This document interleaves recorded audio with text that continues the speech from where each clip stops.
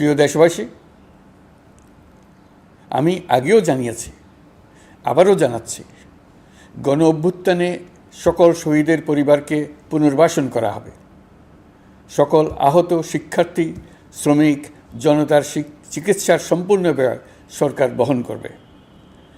আহতদের দীর্ঘমেয়াদী এবং ব্যয়বহুল চিকিৎসা এবং শহীদদের পরিবারের দেখাশোনার জন্য স্বাস্থ্য মন্ত্রণালয়ের নেতৃত্বে একটি পূর্ণাঙ্গ তালিকা প্রস্তুত করা হয়েছে। এখন এই নতুন তথ্য পাওয়ার ভিত্তিতে এই তালিকা হালনাগাদ করা হতে থাকবে।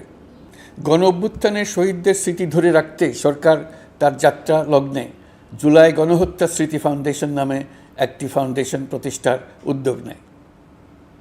এখন সেই ফাউন্ডেশন তৈরি হয়েছে। সকল শহীদ পরিবার এবং আহতদের সর্বোত্তম চিকিৎসা সহ তাদের পরিবারের সম্পূর্ণ দায়িত্ব এই ফাউন্ডেশন গ্রহণ করছে। এই ফাউন্ডেশনে দান করার জন্য দেশের সকল মানুষ এবং বিদেশে অবস্থানরত বাংলাদেশিদের আমরা আহ্বান জানাচ্ছি।